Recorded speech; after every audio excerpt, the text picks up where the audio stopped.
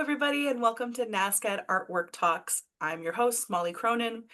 While our community is a global one, our school, and by extension this talk today, is hosted on the traditional and unceded territory of the Mi'kmaq Nation in Kjipuktuk, Mi'kma'ki.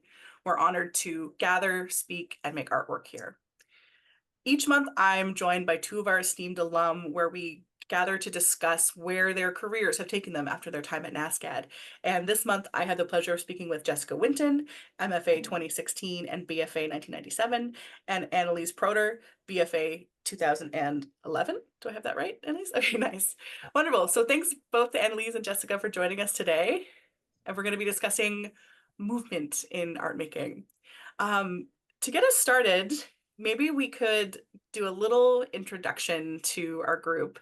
Could you each tell us a bit about your practice and where you're based and some of the projects you work on these days? Maybe Annalise, we could start with you.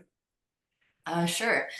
So I am based here in Kjipuktuk, Halifax, and I moved here in 2009 from Edmonton to attend NASCAD to finish my BFA at NASCAD. And I lived in Toronto briefly from 2017 to 2020, and then I returned back to Halifax in 2020. Um, and my practice is ever changing, and I hope that I won't be like too ethereal in this conversation, but I'm sort of going to talk about my practice, sort of mashing my professional practice and my artistic practice together, because that's been happening for me for the last like 7 or 8 years. And I've sort of like started to embrace it rather than be like, well, this is my professional practice and this is my artistic practice. I've sort of embraced the mashing together. So, and especially for the purposes of this sort of like art and performance or art and movement, I'll be talking about that. Um, and so I've been working as a producer of live art and a facilitator of live art for the last like 7 years. And I've been working within the context of working with specific companies, but also working with festivals. I'm going to be using the word producer a lot, but it kind of has multiple meanings.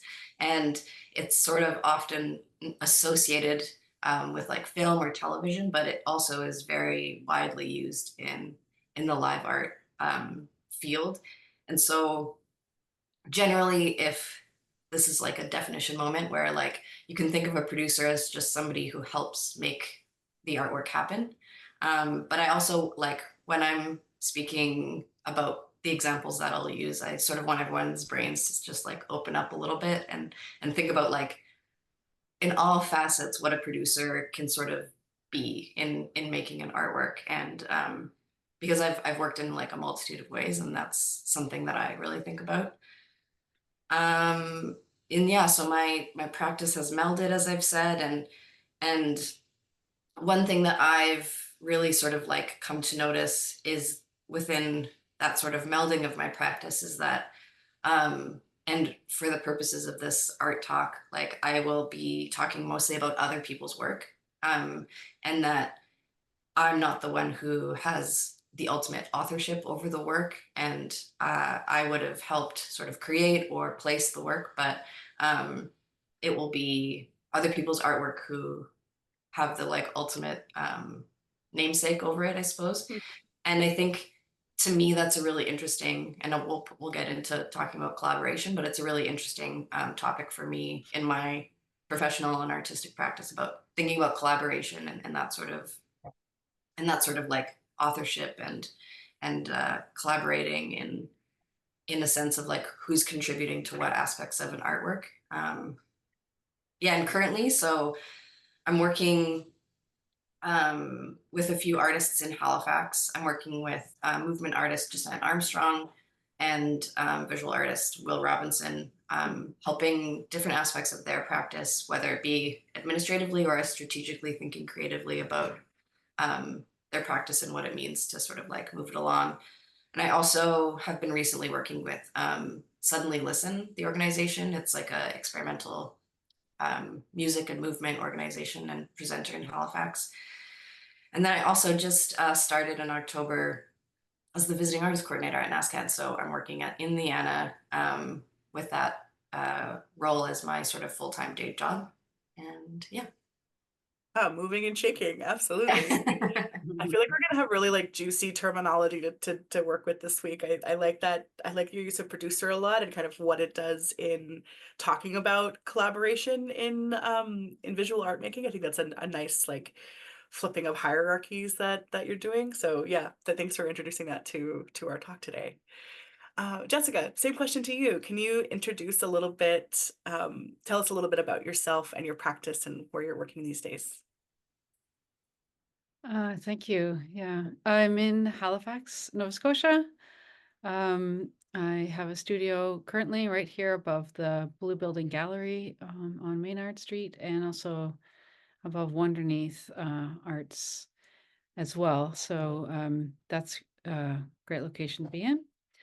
I just finished working as I call myself a facilitator, um, but I think it crosses into producer sometimes as well for Nocturne. And the a specific program called the Noisemakers, which is newcomers to Nova Scotia, newcomer artists.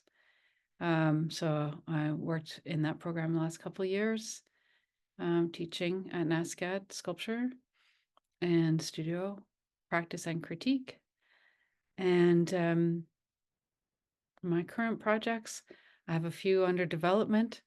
I have two other collaborative groups that I work with as well that have projects underway. One is called the Sense Archive with movement artist Sally Morgan and Ruth Duthright. And we have a thing called This Body of Work, had a visual component and also a performative component.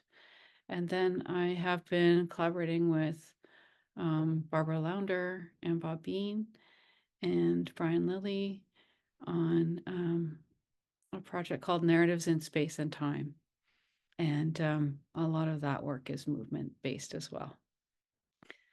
So ongoing, lots of little projects ongoing. That's wonderful.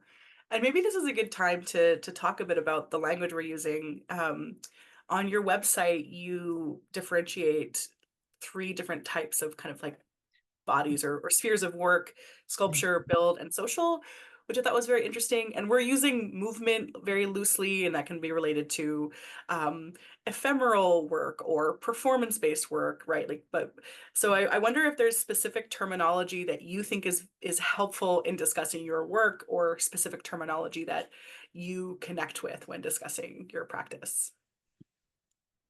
Yeah, I did. I recently revamped the old website, and I had to make a decision about that. I used to think this will come out later, but I build as an income as well, um, for other people, and so that terminology for me is what is the work in service to, and so my builds are in service to someone else's concepts and requests, and so that's how that kind of drop down menu tab was created. I realized sometimes it does overlap a little bit, and so I started including it. I only just recently started including that on my kind of website. Social was a way of sort of collapsing the word social practice and social sculpture, because I kind of use both of those, but social sculpture can be a bit confusing for people that are new to art making or just don't know that term yet through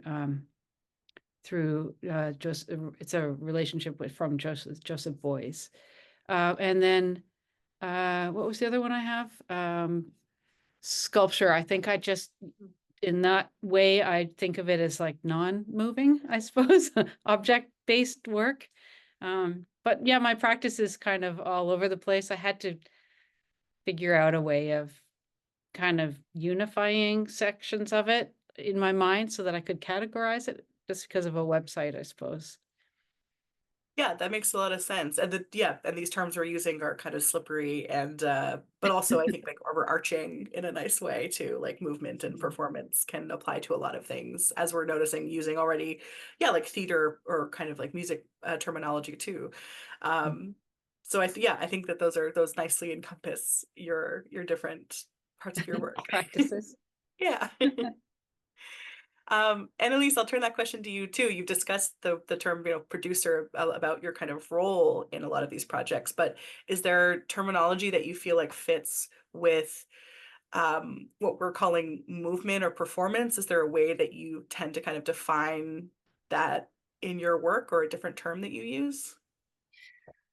Um, I think many of the things that Jessica said sort of covered it. I think I really like when you said like in service to or like in service of, because I think that also like resonates with me where um I am often working sort of like in service of other people's concept or other people's context, but it sort of is like as a part of a team or a part of a group. And so there's no other real terminology that I would sort of like throw in the ring at this time. Like I think maybe something will come up as we continue, but yeah, that seems to cover it.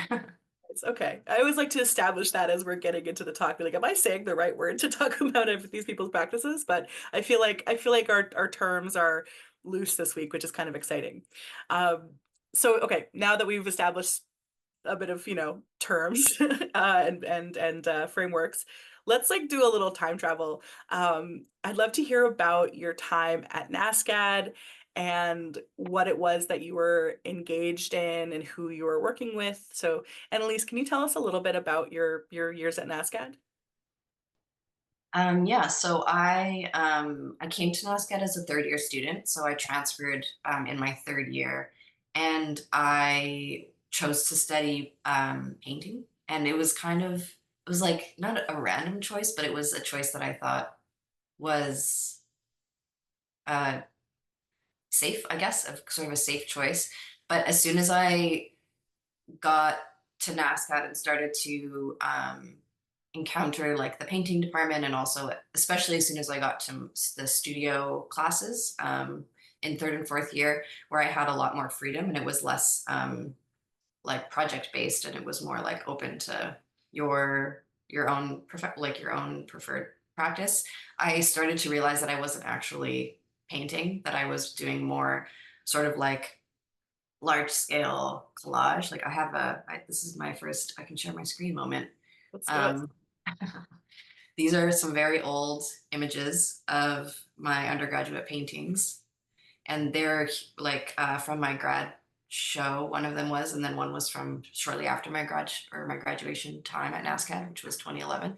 And they were giant, sort of like 4 by 5 foot paintings that I used projection to paint the like painting parts, and then I also incorporated fabric. And um, I don't have a moving image of my work, but later on, I also was using moving images within my work to be projected on top of the paintings. And so, if you can imagine something like this, but also having a projection on top of it with moving images.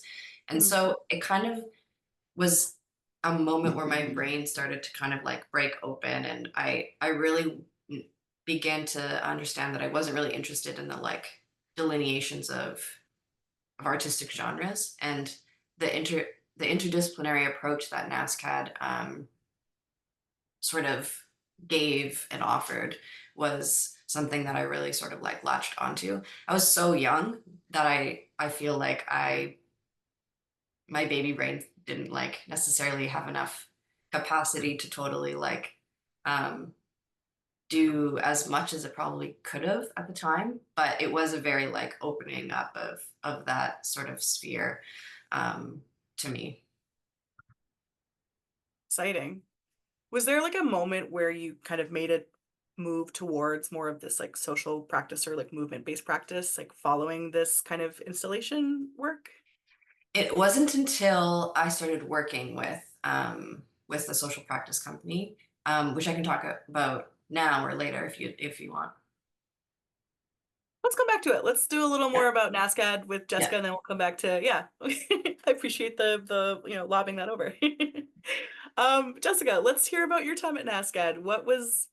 You've done 2 degrees at NASCAD, so you've got like a wide kind of range of time to talk about. Can you tell us a bit about the different phases of your study at NASCAD and who you were working with and the kind of things that were getting you excited about making while there? Oh, your mic's off, I think. Sorry about that. Yeah, I have a undergraduate degree from 93 to 97. NASCAD was a very different place. It only had the one campus, and I largely studied sculpture, I'd say. I was mostly object-based, bit of jewelry and drawing. And interdisciplinary degree. I didn't have, any sort of sense that I should only stay in one media. Um, so that was then, and then 20 years later, I came back after several years in the film and television industry, where I worked as a builder Hmm. and for the art department. So I continued to make things uh, for other folks, and I still do. Mostly props. Using mold making techniques and things like that for sort of making weapons safe or making dishes not break or, replicating something multiple times so they can ruin it again and again until it just gets ruined perfectly. Um, and I think that did affect the way that I think about object making as well. And then I did the graduate degree in 2015 to 17, I'd say, something like that. Maybe 2016. Do you have 16. you have a better record than me? I've got it written down. Um, at that Haven't seen it. time, I was, you know, uh, at the port and also at Granville. And Kim Morgan was mostly the person that I was studying, like kind of excited to talk about. She had a public practice and first time I'd had a sort of female sculptor Mm. mentor, I felt like. I met others when I went back again, but my undergrad degree, um, it was mostly a male sort of dominated place. Yeah. So, so for you, was there like a moment where you found that transition from like sculpture? You sound like you have like a very like material and like object-based practice for a long time. Is there Yeah. a moment where you shift towards more of this like movement or performance or social-based practice? And if so, what's that moment for you? Prior to applying for the MFA program, and I was making objects and installing them in public places, and like trying to make my work public and not in an institution. So, Mm. maybe you want to call it graffiti or unsanctioned installations, uh, and trying to really. I understand that art in the larger society is not well supported, and thinking that this might, that a way to change this is to really have it appear in public and in the public sphere, and so I was thinking about these things as I was sort of getting together an application, and um, the I live in the North End. And every summer there is the Natal Day Parade, and it gathers itself together, rallies sort of, and at the foot of my street. And I would notice all these folks come in and just park out the street, like babies, drinks, sunscreen, old people, young people, people of every type of people that an art gallery is looking for would walk down the street and set up to watch this parade. And I thought, man, I just got to put an artwork in the parade. And so that's how I started with movement. I was like, I got to walk this thing, get my body on the street with the artwork. And that's how it was, just placing bodies in public. Yeah, bring the art to the people where they already are gathered and watch Yeah, it. yeah. A little bit of that. And then later I found out that Judith Butler had already, cornered the market on bodies in public space. But Classic. I really I felt it kind of just from being on the ground, in the context of the public parade coming down my street. Yeah. I love that. Yeah, that seems like a very natural impetus. So yeah, wonderful. Annalise, we'll come back to that question with you, which I know you've got some images you want to share. Can you talk a bit about this transition or kind of like introduction of movement or performance-based practice into your work? Yeah, so I was introduced more formally to performance and movement in 2017 when I moved to Toronto. And I was hired by a socially engaged performance company called Mammalian Diving Reflex. And it is a company that is sort of comes out of the work of artistic director Darren O'Donnell. So he's there in the top left of the image next to me. And I worked as their operations manager and like associate artist. There's another term, associate artist, where I would produce the projects with them, and I would tour with them and go and produce the projects all over the world. But I also managed the back end of the company, so the budgets and the finances and that sort of thing.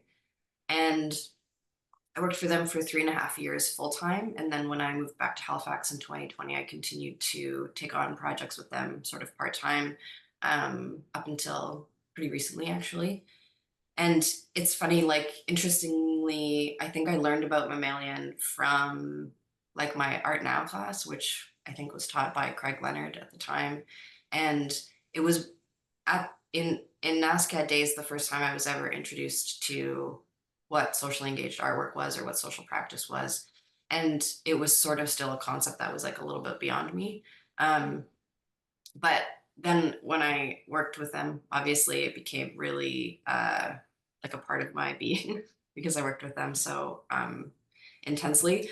And so what the company does is that they work with local communities for each project, and each project is place based. So it'll be based on the city that they are traveling to. And it engages non-actors and non-professionals to make a work over a longer period of time. And so as a producer of the work, I would travel from 2 to 4 weeks and then land on site and work with the local community to make the projects, whichever project it ended up being.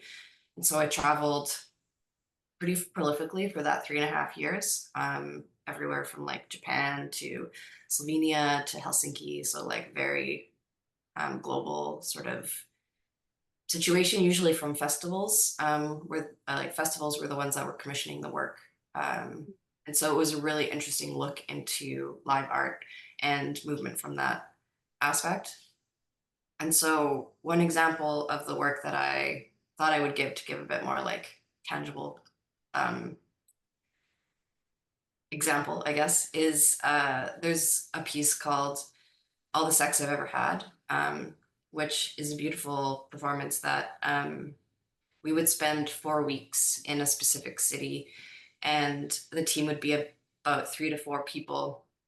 And the project is working with 6 seniors over the age of 65, and would consist of interviewing each of the seniors for 4 hours each, and then taking that interview, turning it into a script, and then having them read on stage basically the story of their lives, but from the lens of sex and intimacy and relationships. And so it's really a celebration of life, and it's like a sense of breaking sort of the barriers and the sort of norms of talking about sex in all ages of a person's life. And also, the thing that's like sort of interesting to highlight is that these people are community members. And so they are speaking on stage as non-actors to essentially their community. Um, and so it's really empowering. It like brings sort of a human to human relationship to thinking about art and making art.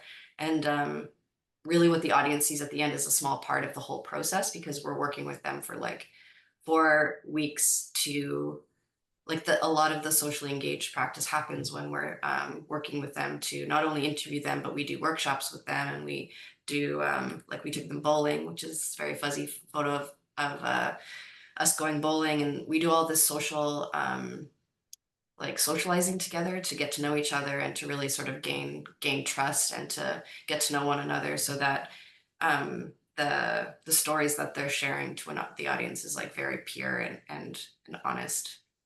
And so working with Mammalian was the beginning of that relationship of performance and live art to me. And it was also sort of the beginning of my brain sort of questioning about um, the collaboration and the role of the producer and authorship and that sort of thing. Because in each of these, like I've produced and co-directed like 10 performances, I think, for them. And in each of these situations, I had a creative, I had like a very a creative role in the piece and to making it happen. Like each of the projects has a like a sort of standard way of producing it, but each one is different. It's iterative, and so it happens over time with different people in different places. And even though the sort of like skeleton is there in terms of like what the piece is, because for example, this show, All the Sex, has happened, I think, like over 20 times in many different countries. And so technically it's the same show, but it's a completely different performance in every different city, because it uses a cast of different seniors.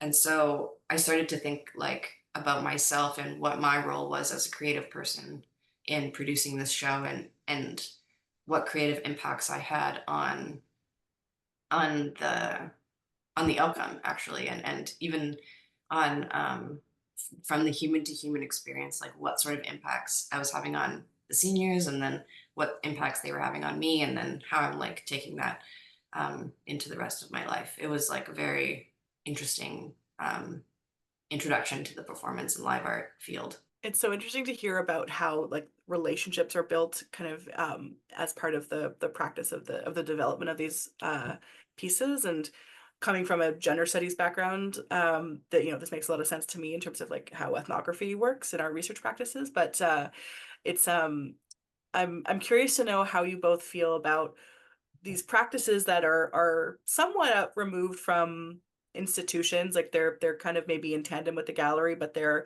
involving folks who maybe aren't typically involved in art making or as audience members, and how you navigate these relationships. Like, are people excited to be participating? Are they always aware they're seeing an artwork in front of them? Like maybe Jessica, some of your work where there's this kind of like guerrilla or sort of surprise presence of the work. How do you encounter and like engage with community members when you're doing your practice? It's always tricky. And of course, just like Annalise was saying, based on context, I can show you a couple of images. Yeah, let's do it. Yeah, so in the early days, ones like this one, parade banners in public, and you can see onlookers trying to figure out uh, what might be happening there. And we had a lot of really interesting kind of comment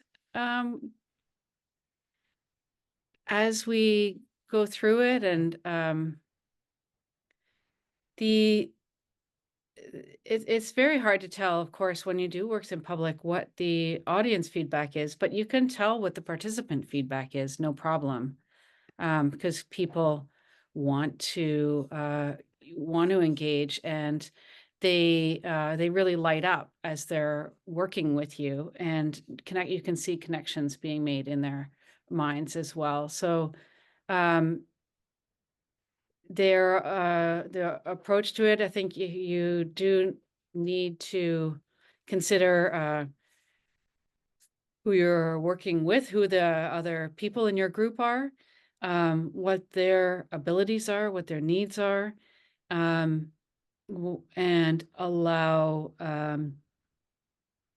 the process to not necessarily have a defined outcome or a really rigorously defined outcome, because I guess it also has who's this project and service to. So when you have a outcome that's an event-based thing, there's definitely a date, there's definitely a timeline that has to be followed. But some of the practices, I'm working with people that definitely do not consider themselves artists and would be very kind of intimidated to think of themselves that way. So um, and then other projects, I work with people who are definitely professional artists. They might be learning some new skills, but they're like the noisemakers were all professional artists. I was working with them and helping them kind of come up with an idea that they could all land on. Hmm. And then the first project in the parades, I was working with mostly friends and people at True NASCAD who would volunteer to join the parade. Yeah, so I guess navigating how to make it work is I mean, maybe that's the artistry part, like Annalise is saying, to make it fulfilling and interesting and exciting for people is really um, quite a tricky thing. And I think in some ways it's almost separate from what the final product is. So I find it rather frustrating in some ways. Sometimes the photos don't do the whole process justice, because there's months and months and super interesting things happening every time you get together with folks, and then unlike a still object, the photography of a sculpture is a lot easier than trying to sort of capture the essence of live performance and the kind of interaction and context and the materiality of bodies in space and moving and co-creating are all things that are very exciting, that are very hard to capture in an image. Yeah. Yeah, it's something I've discussed with a few guests when we're talking about these, like ephemeral or time-based practices, is what's the relationship to documentation, or like what is the legacy of this artwork? And it's Yeah. often, quite complicated. But one of the things you said about your work is that if you don't mind me quoting you, is that your practice is concerned with the ability of the arts to support and imagine alternate futures, which I think is a nice way of maybe thinking about legacy, or like the ripple effects of artwork. And I was wondering if you could tell us a bit about what kind of futures you think that art might help us imagine. Well, I mean, I think mammalian diving reflex is doing the same thing. And I've explored their work. I didn't know, Annalise, you were part of that, but definitely they were inspirational. And I think the way that you can, I guess, as a society, we can't imagine. We need imagination in order um, to think about ways that things that could change, because they haven't happened yet and they don't already exist. And so that is an imaginative process, pure and simple. And art is there not to give answers at all, but to provoke thinking about other alternative uh, ways of seeing and or ways of experiencing, or ways of feeling or being with, and so that's where I am landing with that, and especially with public performances. I imagine that as a viewer, and when I see other performative work, I'm seeing other people's bodies doing things. It doesn't require a knowledge or a training. Um, if you have everybody has their own sort of authentic movement, and um, so it's a low barrier to be able to move through a space, Hmm. and but it's quite meaningful, and to do that in a certain context can be doubling down on, certainly, on meaning and expression, having your own expression through that movement. Hmm. Yeah. Wonderful. Annalise, for you, what has been sort of opened up by this approach to making and collaboration? Has it changed your perception on how art can be made and how collaboration can play a role? Or can you speak to kind of, yeah, collaboration and the kind of opening up of new ideas in this process for you? That's a bit of a convoluted question. I'm sorry. Yeah, no, that makes sense. It definitely has opened up many ideas about collaboration for me. It was something that, I mean, I think it's actually I think collaboration is something that you actually don't learn very much in Mhm. art school. And it's very much about the self when you're going to art school. And I think collaboration has been one of the most useful tools for me in the last bit of my personal and professional practice, because um like as you've sort of heard so far, like I steer towards working with the types of projects that have multiple people involved, multiple ways of looking at it, multiple ways of working, and sort of kind of what jumping off what Jessica was saying, like I'm really interested in how these collaborative forms can influence the public and the community as well. And so on paper, it might start out as me it might start out as me working for somebody, but then it ends up me working with them. And I think that that transition is really nice when that happens. Um, and there's sort of always like surprising results that come out of it. I think that we are sort of taught that we have to be the sole idea haver in art, and it took me a long time to break out of that habit, and now I'm so much more interested in working with other people on their projects towards a common goal, because through that I'm learning so much about myself, and I might have my own sort of like independent ideas, or we can collaborate together on something that happens. And um when I was thinking about this question, I came across a quote that Yvonne Rainer said in the document in terms of performance, where she said, there was an ongoing conversation about what I wanted, what I imagined, and it was the job of the people I worked with to realize what came out of my head. But then in the same, document, she says, I would rather not call interacting with and being influenced by my dancers collaboration. For egotistical reasons, I prefer to say flatly, I don't collaborate.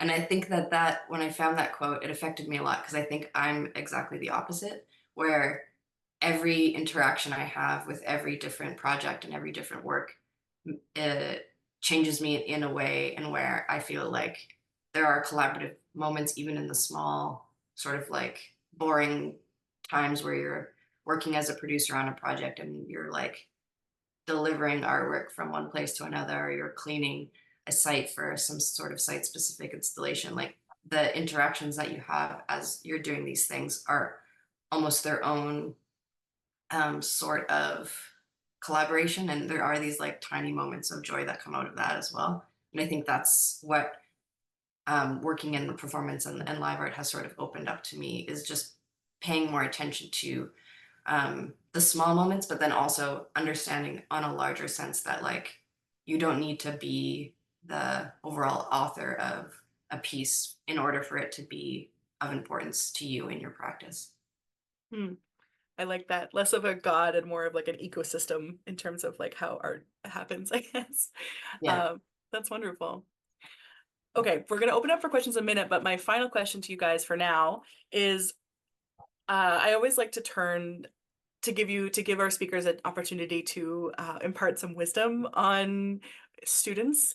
So if either of you have any advice for NASCAT students who are interested in expanding their practice to include movement, community participation, social practice, and these kind of like larger forms of collaboration, can you offer any insight? Maybe Jessica, we'll start with you. Oh my goodness. You know, you know who really helped me? Barbara Launder was really helpful for me in thinking about how to proceed as an artist in like mid-career kind of thing. And she suggested that I look for opportunities to collaborate. And she was very, very right. I think there's no way you can know everything, and you can run out of steam really quickly if you're working all by yourself in a little silo.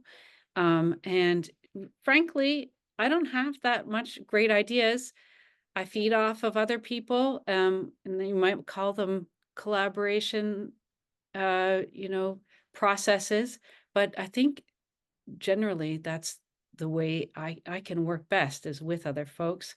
And and it's a little bit like just asking, you know, making yourself a little bit vulnerable and saying, I am interested in this project. Would you go with me or do this thing? Or would you like to go see a performance? Almost like dating, maybe. and just invite people to be with you and talk about them. And I think that's how I have done it. Just be a little bit brave if you can. At the right time, things might come together. They might not, but if yeah, I think that's the only way is to try to make it yourself. There are lots of amazing organizations, though, like you know that sort of facilitate that. And like Wonderneath is definitely one there where there's lots of programs and you meet other people there. Steps, Public Art, Million Diving Reflex, um, and and the City Arts Project has a lot of like placemaking. You know, that's a way to start talking with other people and give a little bit of funding. Um, yeah, so and Arts Nova Scotia now has an Artists in Communities grant, which I mean, it's the beginning of something, hopefully. Yeah, that would be my pearl of wisdom. Okay, be brave, be vulnerable, and keep in touch with the organizations doing this work. It's great Yeah, advice. yeah. Annalise, same question to you. Any advice for students or people interested in incorporating these elements into their art practice?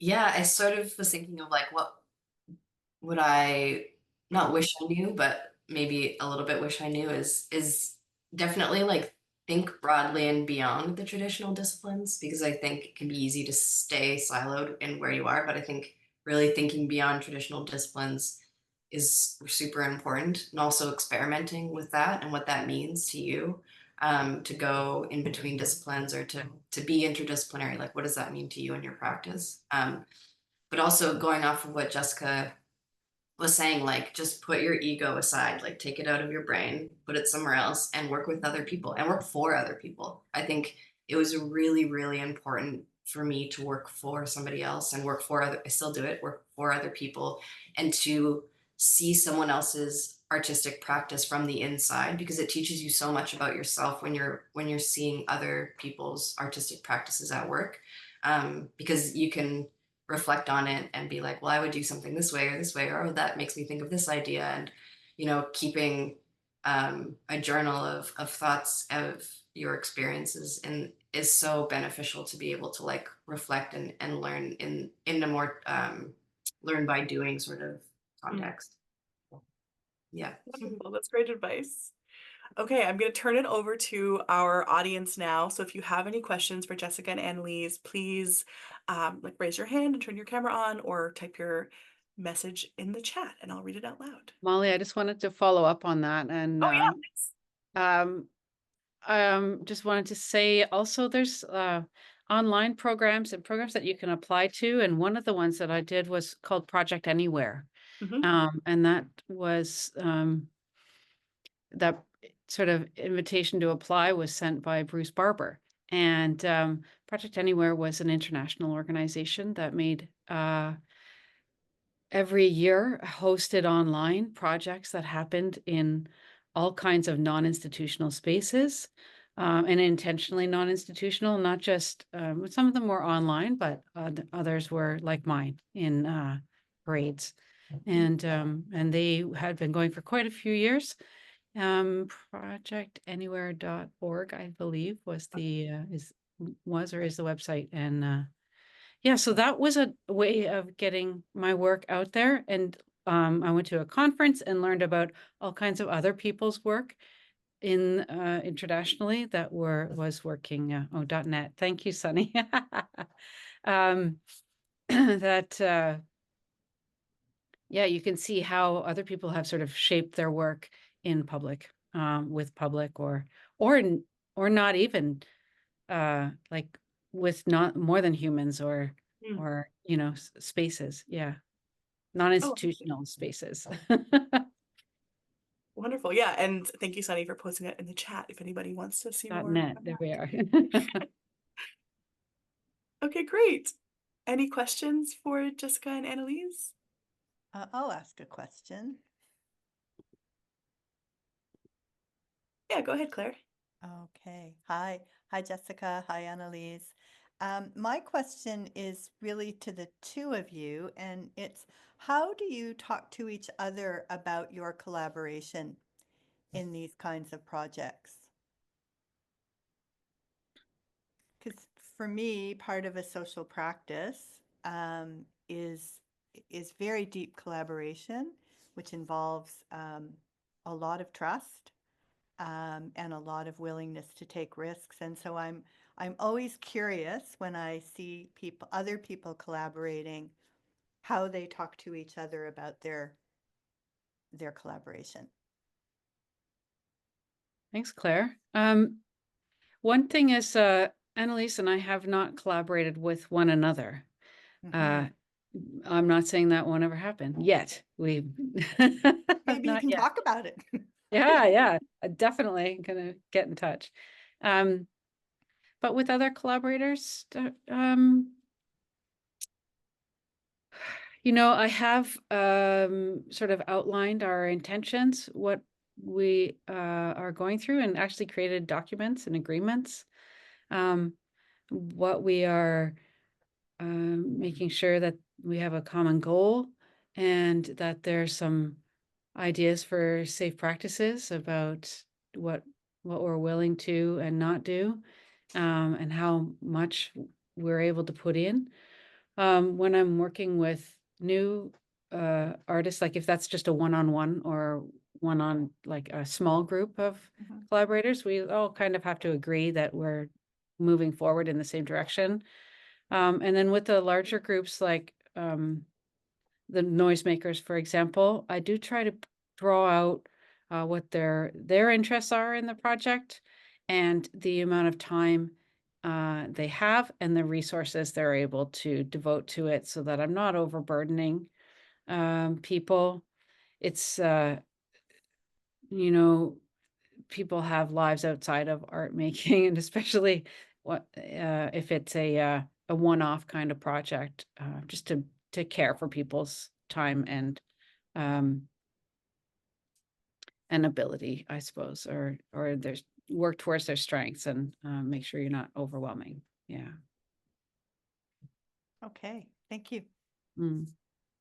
Yeah, I would agree with what Jessica's saying. Like, I think for me, it can be sort of as boring as making like a contract or like an agreement on paper, but I also think I have an overall sort of moral of like reciprocity that I try to bring everywhere I go when I'm collaborating with people. And I used to be a very like yes person, like saying yes to everything, and then I got extremely burnt out, and now I try to like really understand the limits of and the boundaries of what everyone has to offer. And I think especially when collaborating, making sure that there is a reciprocal engagement within the relationship is really important to me, and defining that however that might be. Sometimes it like comes through um like awkwardness, like just getting to know each other, and like Jessica said, like sometimes you just want to like go and see a performance with that person to like,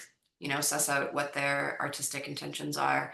And because I think you might like sometimes you try to sort of square peg round hole a relationship with someone when you have an idea, but maybe they're not the best person to collaborate with because they have different artistic ideals, and then you can sort of like find someone else who might fit that a little bit better, but then that person might have something else to offer. And so it's sort of like a matter of reciprocity, and making sure that like you are, I don't want to use the word like active listener, but like that you're just being self-aware and understanding what the relationship is sort of giving to both sides.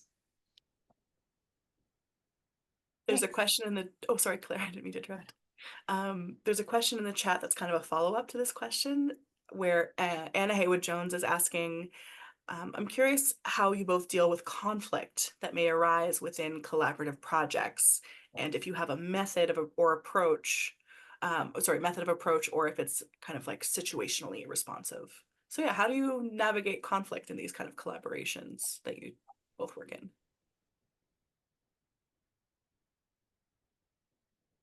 It's difficult for sure. It does happen, and I think um, I I don't have tried and true method um, of approach. I am not one. I do like to avoid conflict, so so when it does arise, it's hard for me to deal with, and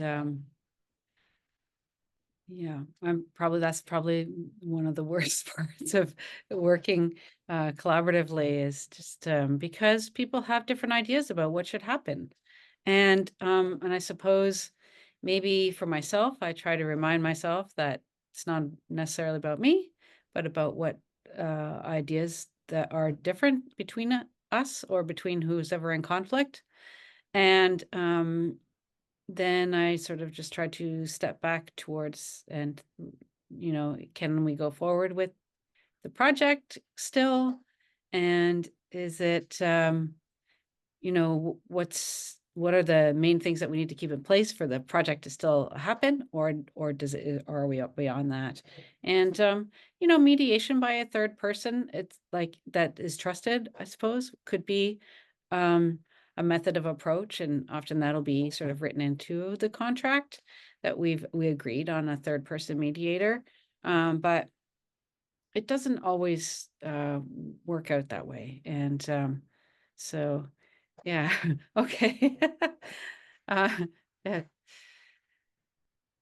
The short-term collaborations, of course, have an end to them. And so when conflict arises, it's everyone can see this is it's stressful too. This is the most stressful time when you're heading towards at the end of a big project. And so everyone is not at their best.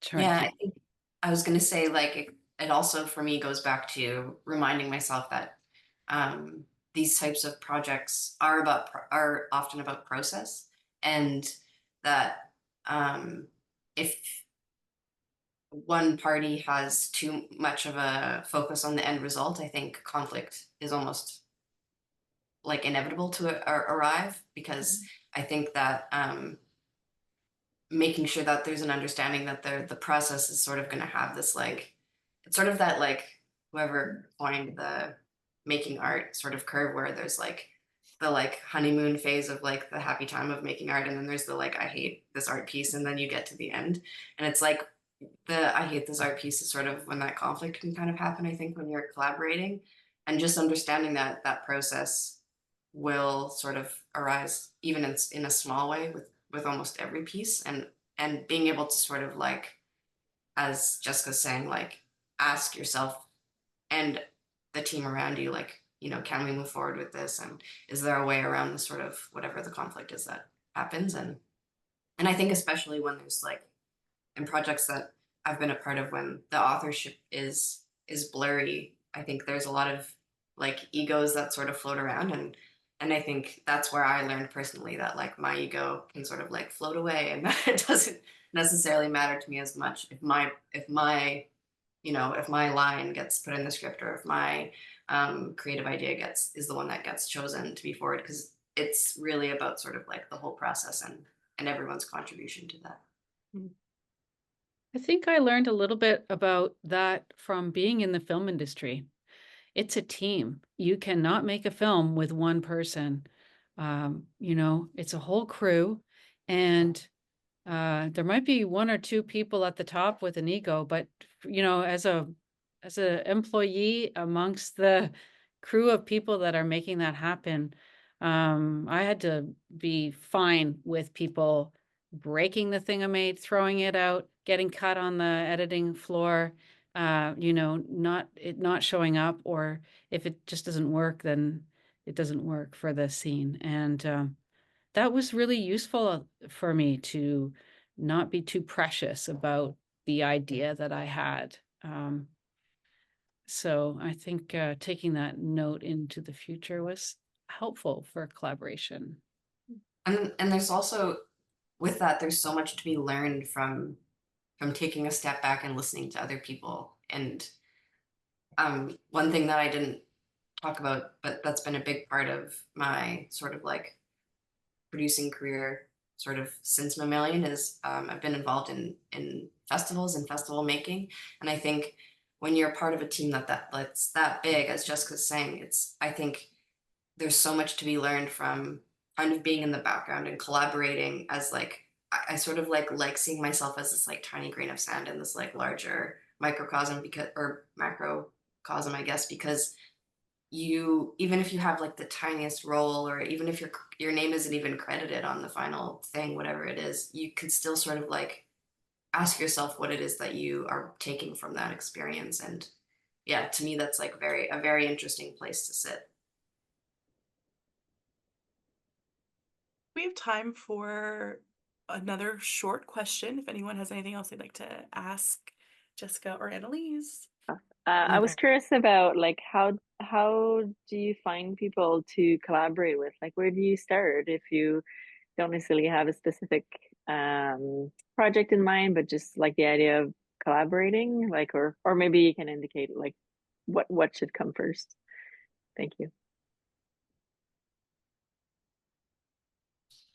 For me, and I think I'm like a little bit broken recordy myself, but sometimes I start working for people. And I think most recently how I mentioned I'm working with Jacinta Armstrong and Will Robinson, like I'm technically working for them, but in ways I'm also collaborating with them in certain senses. And I think finding people who you admire, whose art practices that you're interested in, and asking them if they need any help with anything, or if they're interested um, in sort of like expanding their practice in a certain way, I think can be a place to start. So like really finding people who you think that you'd be able to work well with, and then sort of going from there.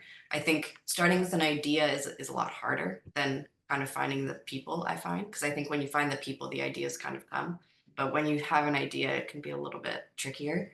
So I tend to go about it the other way, where I find the people who I think I have a similar way of working, and then I sort of make a relationship with them and get to know them. And then through that, I think it becomes more obvious, like the things that we can do together. I've done half and half.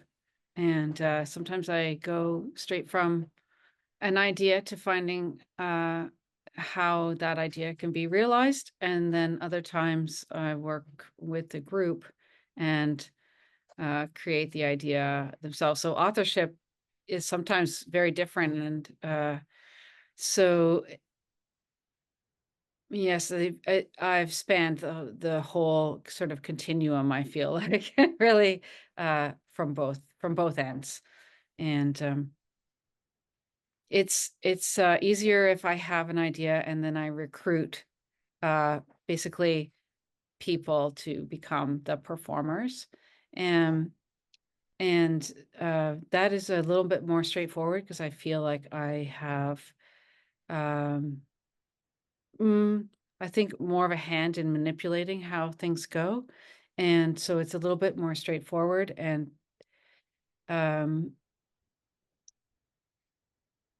when you start off with a group and figure out together what you're going to do, it is a lot more kind of tangential and slippery there for sure. To use the word you used earlier, Molly, slippery for sure.